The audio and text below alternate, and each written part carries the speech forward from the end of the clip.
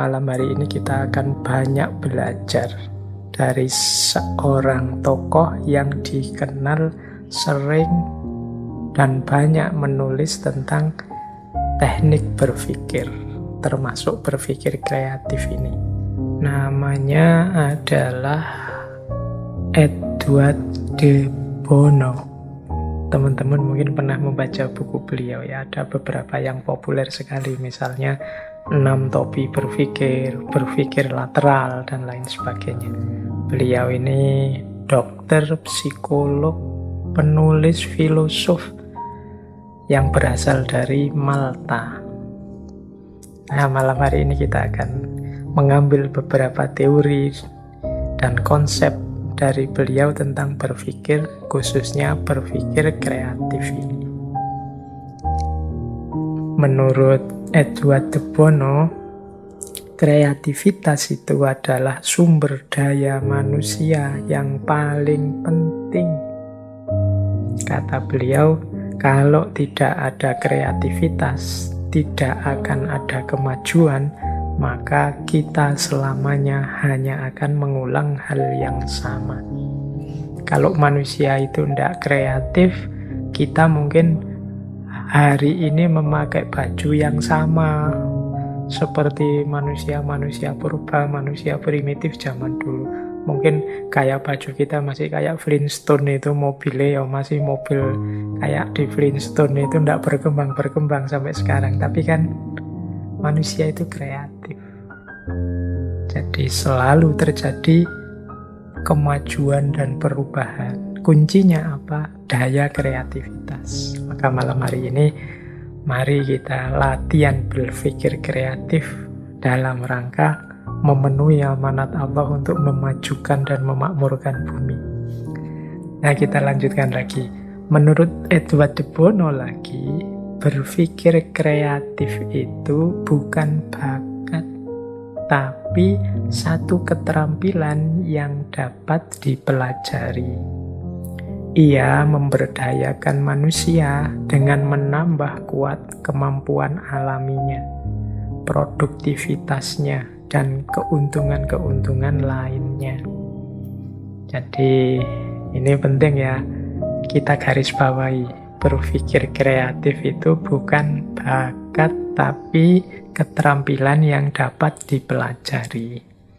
Berarti teman-teman tidak boleh alasan, Pak, saya tidak bisa Pak kalau disuruh kreatif itu. Saya tidak bisa Pak kalau saya disuruh mencari solusi, menemukan ide-ide baru. Saya itu makomnya hanya follower Pak. Saya itu konsumen, bukan produsen, termasuk dalam hal pikiran. Nah, ini berarti kalau mengikuti pikiran Edward de Bono tadi, tidak begitu. Mungkin itu hanya alasan kita saja, dalih kita saja karena kita malas. Setiap orang itu bisa. Ini seperti keterampilan. Ya keterampilan itu memang kalau kita tidak belajar, tidak melatih diri, ya memang tidak bisa. Tapi kalau kita mau dan serius melatih diri, insya Allah bisa. Wong itu keterampilan yang bisa dipelajari. Tidak ada hubungannya dengan bakat. Jadi jangan alasan, tidak bakat saya mikir itu Pak, tidak bakat saya filsafat itu, tidak bakat. Tidak, itu keterampilan kok.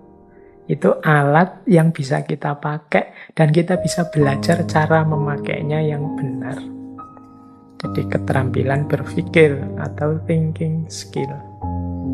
Ini penting karena sering saya dengar orang dengan dalih ini kemudian tidak mau belajar untuk cara berpikir yang benar, belajar logika atau belajar filsafat. Tidak, ini bukan bakat, tapi keterampilan. Berarti kuncinya ada kita mau atau tidak untuk berlatih dan belajar sampai kita menguasai keterampilan itu. Mungkin nanti ada yang tanya juga, tapi kan ndak belajar juga ndak apa-apa toh Pak, ndak berlatih di situ ndak apa-apa toh Pak, kon ndak wajib, ndak ada dalilnya juga. Misalnya ada yang ngeyel begitu, iya, ayo itu hakmu sih mau belajar untuk terampil apa ndak, tapi jangan lupa berpikir kreatif itu kunci kemajuan, kunci kita sukses menjalankan berbagai kewajiban-kewajiban kemanusiaan dan juga kewajiban kehambaan. Jadi itu garis bawah dari pandangannya Edward de Bono, bahwa berpikir kreatif itu tidak ada hubungannya dengan kapasitas kita atau bakat kita. Makanya ada quotes yang terkenal sekali yang bunyinya "Stop killing your own ideas." Berhenti membunuh gagasanmu sendiri. Bagaimana kok orang membunuh gagasannya sendiri? Dengan cara dia tidak mau berpikir. Coba dia mau berpikir, coba dia mau mengembangkan pemikirannya. Mungkin dari dirinya akan muncul ide-ide segar, gagasan-gagasan yang luar biasa, yang manfaat maslahatnya banyak. Jadi stop killing your own ideas. Jadi jangan membunuh dirimu sendiri secara intelektual. Nah, itu mungkin maknanya begitu. Membunuh diri secara intelektual itu dengan tidak mau mikir atau punya pandangan biar yang pinter-pinter saja Pak, yang lain saja yang mikir. Saya tidak nyampe Pak, saya tidak tuh saya mikir sampai ke sana. Kan ada yang pendiriannya seperti itu. Nah, itu mirip seperti kritik dari quotes ini, stop killing your own ideas. Jadi mbok jangan bunuh diri intelektual. Ayo berjuang. Ya namanya berjuang ya tetap semampu kita. Jangan mau berhenti berpikir. Ada pandangan bahwa setiap orang itu sebenarnya kreatif.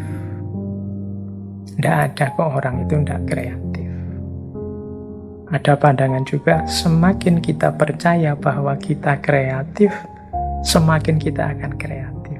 Mengapa kok ada orang yang merasa dirinya tidak kreatif? Pertama-tama karena dia sejak awal sudah tidak percaya bahwa dirinya kreatif. Allah itu menganugerahkan akal pada kita dengan jutaan, puluhan, mungkin ratusan juta potensi yang luar biasa. Hanya kita saja yang mungkin kurang aktif menggalinya. Terus kita minder, kita rendah diri, memposisikan diri, Pak saya level-level orang biasa awam saja Pak, tidak mungkin saya punya gagasan-gagasan otentik. Yuk akhirnya terus kita tenggelam, menenggelamkan potensi kita sendiri. Teman-teman kan mungkin sering ngalami ya, misalnya ini loh dari orang yang tidak terduga-duga tiba-tiba muncul gagasan yang luar biasa. Ini orang ini hanya pedagang keliling, tapi begitu diajak ngobrol, keluar ceplosan yang mengagetkan, yang tidak kalah dibandingkan para filosof. Simbahku, nenekku ini hanya petani, tapi kalau menasehati kalah Cicero, Seneca, Marcus Aurelius itu. Mengapa bisa begitu? Ya memang karena setiap orang punya derajat level intelektual yang tinggi.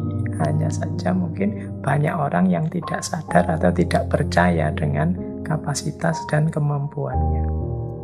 Ada pandangan lagi kreativitas seseorang itu dari ekspresi otentiknya.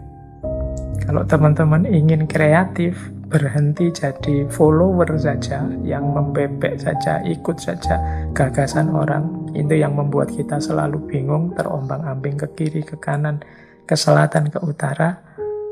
Ayo, ekspresikan keinginan otentikmu. Ungkapkan apa yang engkau inginkan. Jangan malu-malu menyatakan apa yang terlintas di pikiranmu. Siapa tahu dari situ muncul gagasan-gagasan besar dan penting. Jadi, stop killing your ideas. Baik, kita lanjutkan. Nah, di situ mungkin teman-teman bisa melihat kalau ada video atau visualnya, itu gambar yang menunjukkan bedanya pengetahuan, pengalaman, dan kreativitas. Kalau pengetahuan itu ya informasi-informasi dari mana-mana dengan proses macam-macam yang masuk ke dalam diri kita. Makanya gambarnya titik-titik tersebar macam-macam. Kita itu kan sehari-hari mendapatkan berbagai macam pengetahuan tentang banyak hal.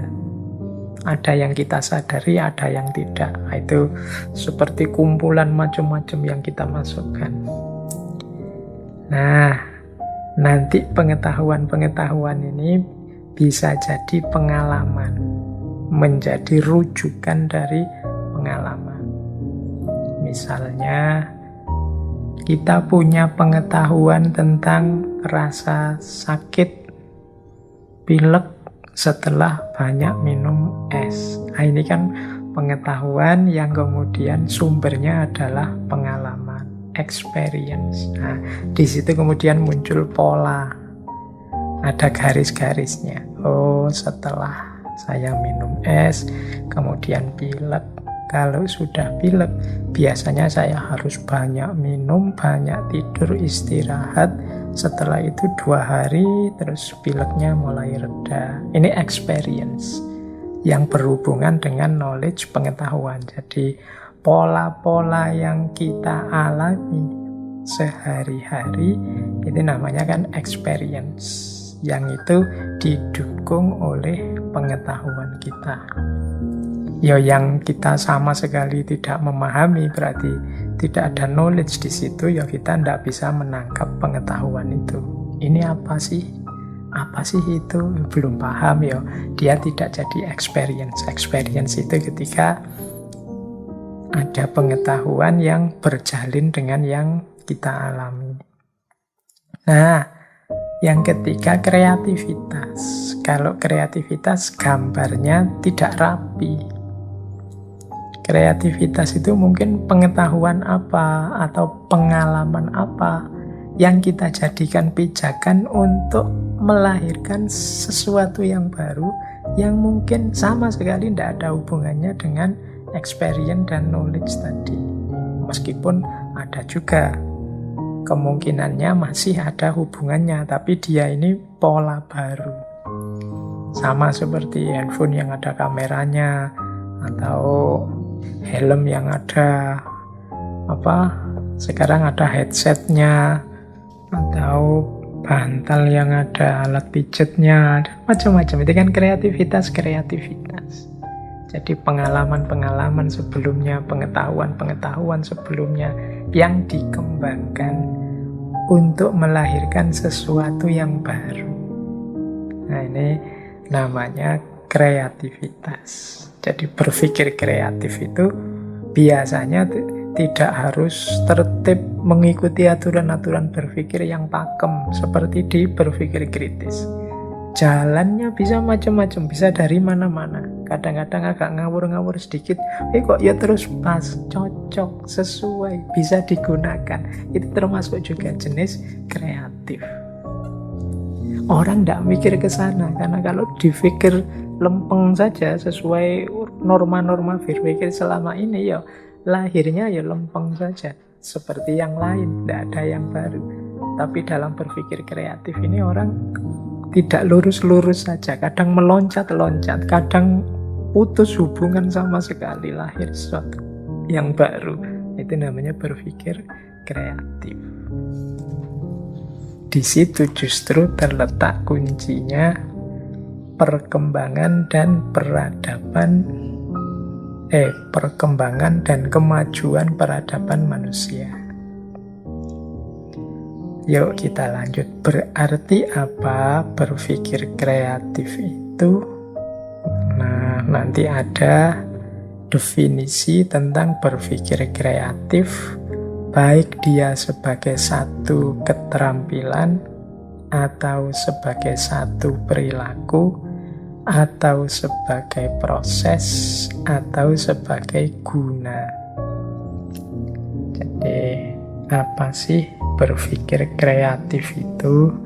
Berpikir kreatif adalah satu keterampilan, yaitu satu proses yang menghasilkan ide-ide, gagasan-gagasan yang baru. Jadi kemampuan berpikir kreatif kita terbukti dengan munculnya inisiatif-inisiatif, ide-ide, gagasan-gagasan, solusi-solusi, kemungkinan-kemungkinan yang baru. Ini namanya berpikir kreatif. Jadi kalau ada orang ingin ngecek apakah dirinya kreatif atau tidak, itu parameter paling mudah adalah mampu atau tidak dia menghasilkan ide-ide baru, gagasan-gagasan baru, solusi-solusi baru, alternatif yang belum pernah ditemukan orang sebelumnya, belum pernah muncul dalam gagasan orang lain. Ini namanya berpikir kreatif. Nah, berpikir kreatif ini membutuhkan beberapa asumsi. Yang pertama tentang perilakunya. Untuk bisa berpikir kreatif dibutuhkan orang yang punya perilaku menerima perubahan, siap menghadapi kemungkinan-kemungkinan, dan fleksibel dalam pandangan. Ini perilaku orang yang berpikir kreatif. Berarti apa loh? Orang yang tidak mau menerima perubahan, orang yang tidak siap menghadapi lahirnya kemungkinan-kemungkinan baru yang mungkin berbeda dengan yang dia kenali, dia ketahui selama ini, atau orang yang tidak fleksibel, orang yang kaku dalam berpandangan, sulit untuk masuk ke ranah berpikir kreatif ini. Disinilah nanti letaknya, akarnya yang sering kita sebut sebagai kejumutan. Kejumutan itu kekakuan, kebekuan. Ini yang membuat satu budaya, satu peradaban tidak berkembang. Kenapa? Karena manusianya tidak mau berubah, tidak siap menghadapi kemungkinan-kemungkinan baru, dan kaku dalam tata pikirnya. Menganggap bahwa yang benar ya mesti ini, cuma ini. Tidak mungkin ada yang lain. Nah, ya wis, kalau sudah perilaku berpikirnya seperti ini, tidak mungkin dia mau masuk ke ranah berpikir kreatif. Karena berpikir kreatif itu menampilkan ide-ide, gagasan-gagasan, dan kemungkinan-kemungkinan baru. Jadi prasyarat perilakunya menerima perubahan, siap menghadapi kemungkinan-kemungkinan, dan fleksibel. Ini tugas kita untuk membentuk karakter kita seperti ini. Apalagi teman-teman yang masih muda-muda, yang dituntut untuk senantiasa banyak berkreasi, menghasilkan ide-ide baru, biar tidak hanya mengikut saja, biar tidak hanya jadi follower saja terhadap senior-senior, bapak ibu, nenek-neneknya dulu. Nah, itu yang perilaku ya. Kemudian ada prasyarat prosesnya. Proses yang memungkinkan terjadinya pemikiran kreatif itu adalah dibutuhkannya ruang untuk pengembangan dan kemajuan. Maksudnya apa? Tidak mungkin orang mampu dan mau berpikir kreatif kalau ruang pengembangan dan kemajuannya ditutup. Kalau orang sudah dicegat, sudahlah, tidak usah banyak usul, sudahlah, tidak usah banyak tanya, sudahlah, tidak usah mikir macam-macam, ikuti saja apa yang sudah ada. Kalau lingkungan masyarakat kita cara berpikirnya seperti ini, ruang sosial kita pendiriannya seperti ini, ya tidak akan lahir gagasan-gagasan baru, ide-ide baru. Berarti tidak mungkin terjadi kemajuan-kemajuan.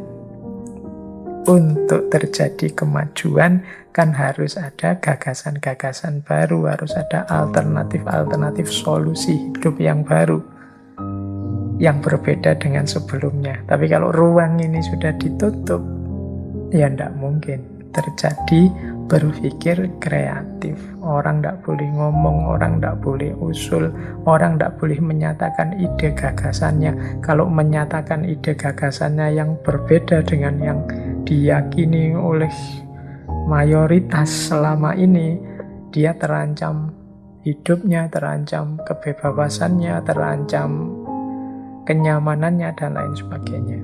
Maka tidak mungkin lahir pemikir-pemikir kreatif. Jadi itu prasyarat prosesnya. Dan yang keempat, aspek gunanya. Dari sisi guna itu manfaatnya, berpikir kreatif itu membantu kita menemukan dan memecahkan masalah lebih cepat dan lebih mudah. Mengapa sih masalah itu terjadi? Masalah itu kan terjadi karena jawaban-jawaban lama yang semula diyakini sebagai solusi ternyata tidak menyelesaikan. Di situ kan muncul masalah. Berarti apa? Orang butuh jawaban-jawaban baru, alternatif-alternatif jawaban yang baru. Disinilah kemudian penting kemampuan berpikir yang kreatif.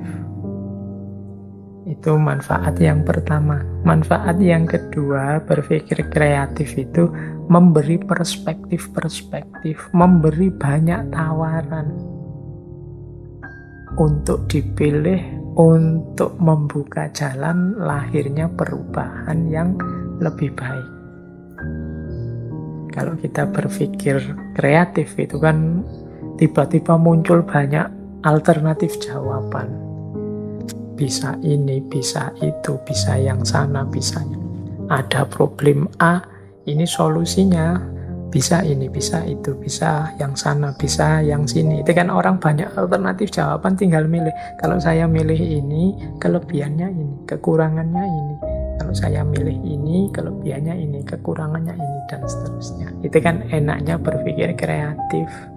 Tapi kalau kita tidak punya kemampuan berpikir kreatif, ngertinya solusi hanya satu. Kalau ada masalah ini, dulu solusinya ini.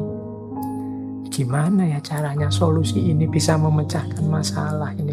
Kita tidak memunculkan ide-ide baru, hanya macet, bulet di situ. Akhirnya kita stres berlama-lama, bingung berlama-lama, akhirnya memaksakan ideal-ideal yang tidak masuk untuk menjawab persoalan-persoalan hari ini. Akhirnya ya masalah tidak selesai, kadang-kadang malah muncul masalah baru.